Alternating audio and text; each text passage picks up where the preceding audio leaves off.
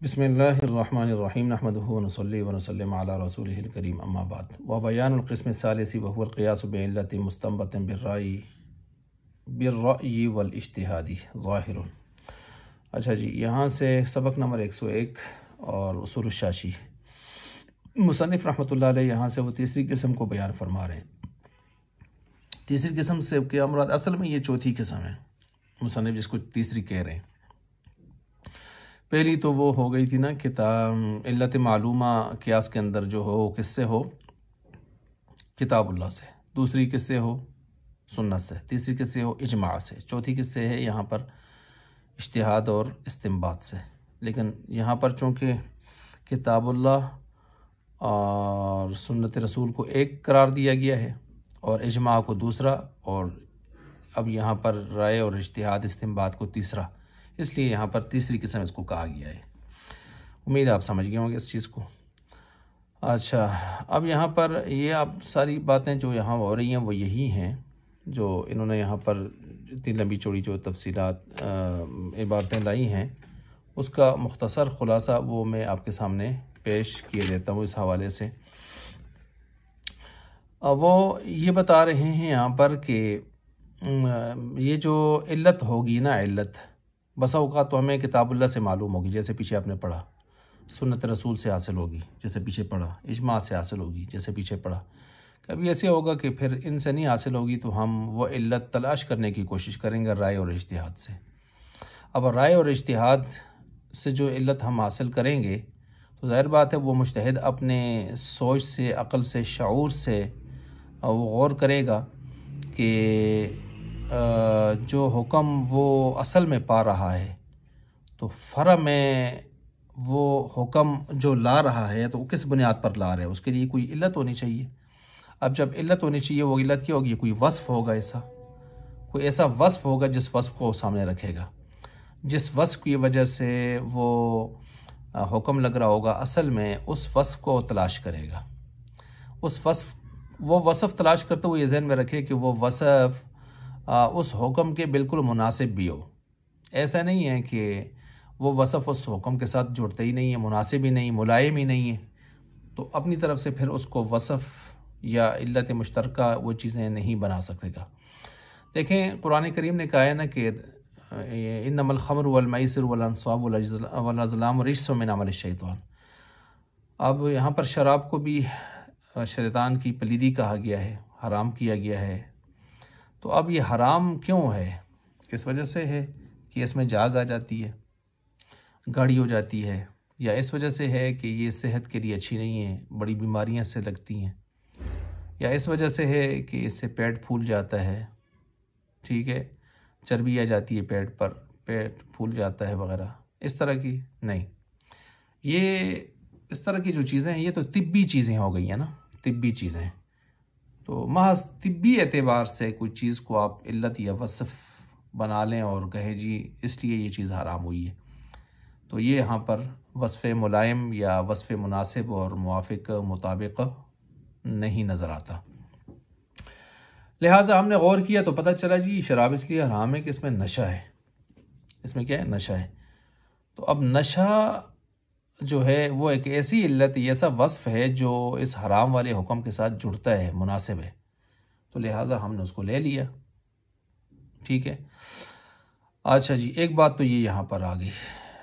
دوسری بات یہاں پر یہ بھی ہے کہ اب یہاں پر مصنف رحمۃ اللہ یہ بھی فرما رہے ہیں نا کہ مجتہد جب اپنے عقل و شعور سے کوئی علت نکالے گا تو ضروری نہیں کہ وہ شریعت سے بھی ضروری دوسری جگہ شریعت سے یا نص سے وہ چیز ثابت ہو، تو اپنے عقل و شعور سے بھی وہ نکال سکتا ہے۔ چنانچہ اجتہادی مسائل اور قیاسی مسائل میں تو زیادہ اسی طرح ہوا ہے۔ اچھا، اور اس کی مثال ایسے ہے جیسے دیکھیں نا کہ جہاں پر شریعت کی طرف سے واضح رہنمائی موجود نہیں ہوگی، وہاں اجتہاد سے ہم معاملہ حل چلائیں گے۔ مثلا قبلہ ضروری ہے، یہ تو اسلام نے ہمیں، شریعت نے ہمیں نماز کے لیے قبلہ ضروری قرار دیا ہے۔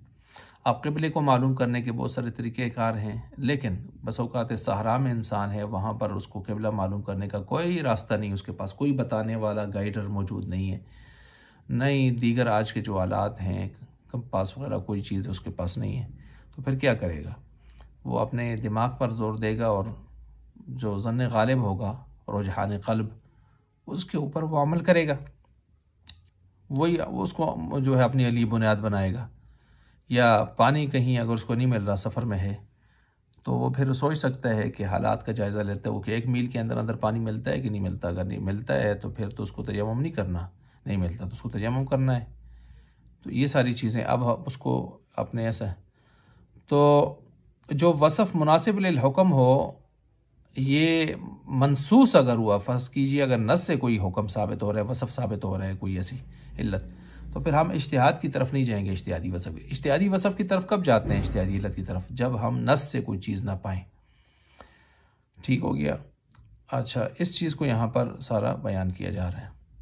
اچھا، خاص کر وہ حکم کہ جو عقل سے بھی ثابت ہو رہا ہے اور اوپر سے اجماع آ رہا ہے، اس کے اوپر نص آ رہی ہے، وہ تو بہت اعلیٰ درجے کا وصف اور علت قرار پائے گا۔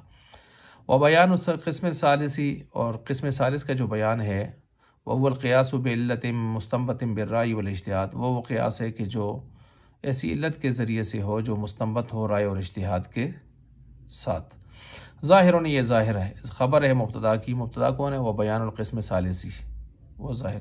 وہ تحقیق ذالک، اور اس کی تحقیق یہ ہوگی اذا وجدنا وصفا مناسبا للحکم، جب ہم ایسے وصف کو پائیں جو مناسب حکم کے لیے، وہ بحال یوجب، اور وہ وصف اس حال میں ہو کہ واجب کرتا ہو ثبوت الحکم، حکم کے ثابت ہونے کو، ویتقاضاہ، اور یہ وصف اس حکم کو کا تقاضا بھی کرتا ہو، بالنظر الیہ، اس کے ساتھ اس کی طرف نظر کرنے کے ساتھ۔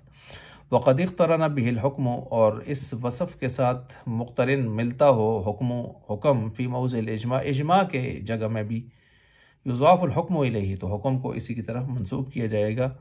کیا مطلب؟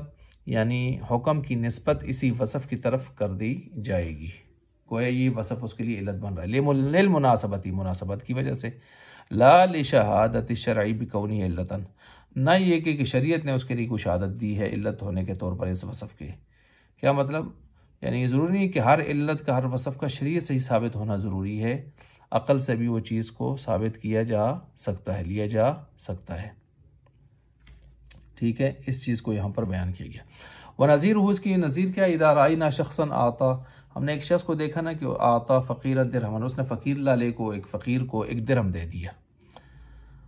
غلب علی الظن ان الاعطاء لدفع حاجت الفقیر، اب یہاں پر اس نے کوئی فقیر سے کام بھی نہیں لیا تھا کہ مزدوری لی ہو، کوئی کام کروایا تو ہم کہیں جی مزدوری دے دیے، ٹھیک ہے، تو ظاہری اعتبار سے وہ فقیر تھا، آیا تھا، اس کو کچھ دے دیا، تو غالب گمان یہی ہوگا یہاں پر۔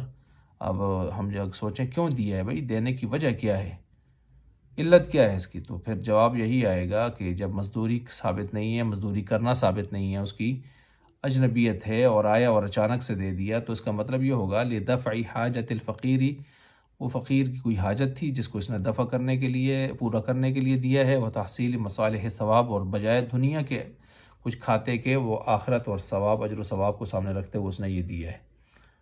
ٹھیک ہو گیا؟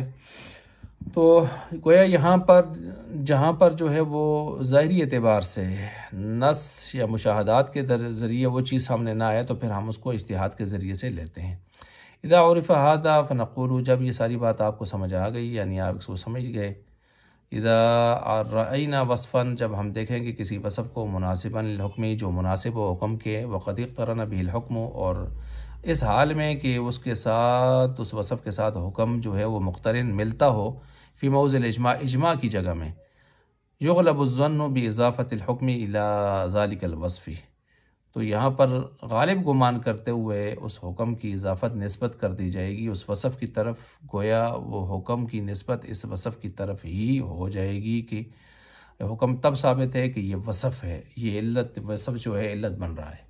وغلبۃ الظن فی الشرع، اور باقی غلبہ ظن شریعت کے اندر جو ہوتا ہے، توجب العمل عند انعدام ما فوقها من الدلیل، جب شرعی اعتبار سے کوئی اوپر بڑی دلیل شرعی موجود نہ ہو تو پھر ظاہر بات ہے غلبہ ظن کو ہی لیتے ہیں، جیسے ہم نے لیا ہے نا، قبلہ جب معلوم نہ ہو اور وہاں پر کوئی شرعی دلائل ہمارے پاس، یہ گائیڈر موجود نہ ہو، تو پھر ہم وہاں پر کیا کرتے ہیں، وہ غلبہ ظن ہی کو، تحری کو لیتے ہیں، تحری واجب کرتے ہیں اور غلبہ ظن کو ہی لے کے اپنا قبلہ جو ہے درست کرنے کی کوشش کرتے ہیں۔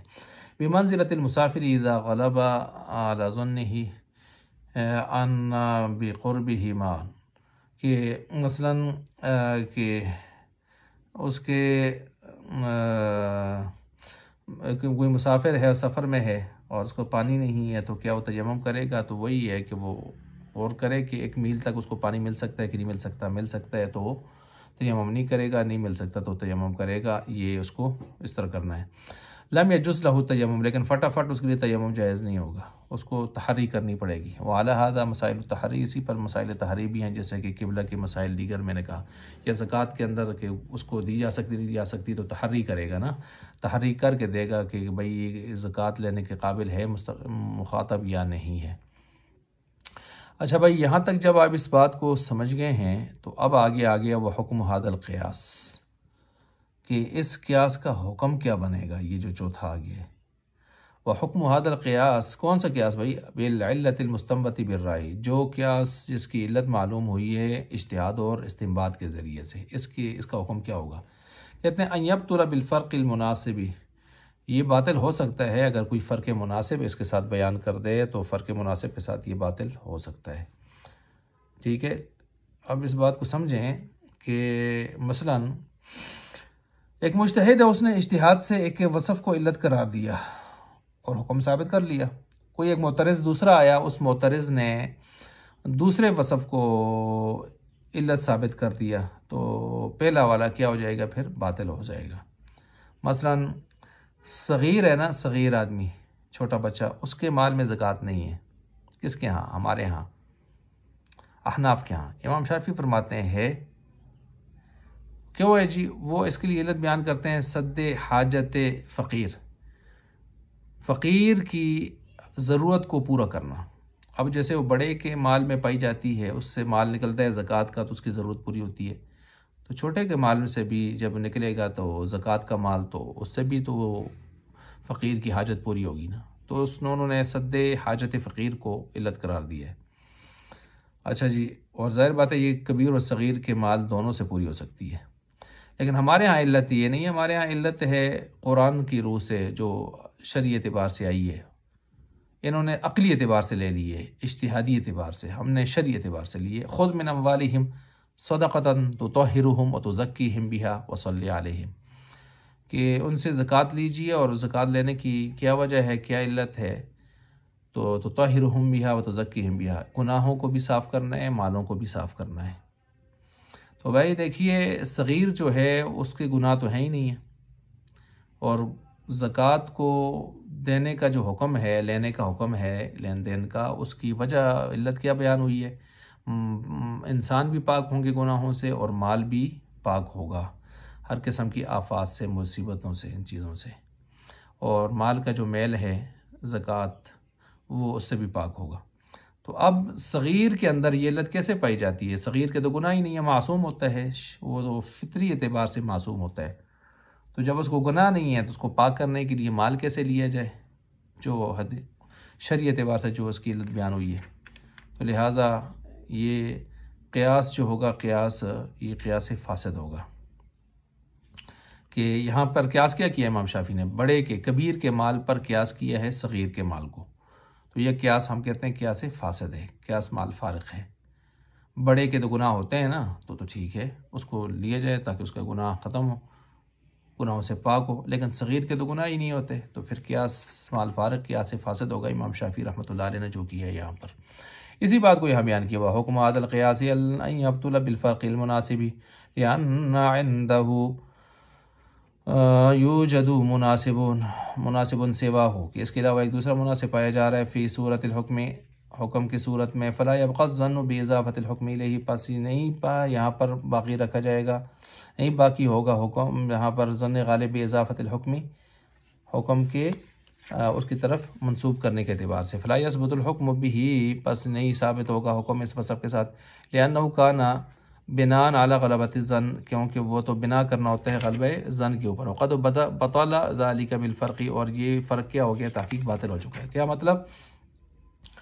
دیکھیے کہ یہ جو فرق مناسب ہے یہاں پر، اگر وہ غلبہ ظن کی صورت میں اس کو حاصل ہوا ہے، لیکن اس کے مقابلے میں ایک دوسرا غلبہ ظن آ چکا ہے، تو اس کی وجہ سے پہلا والا باقی نہیں رہے گا، پہلا والا کیا ہو جائے گا؟ ختم ہو جائے گا۔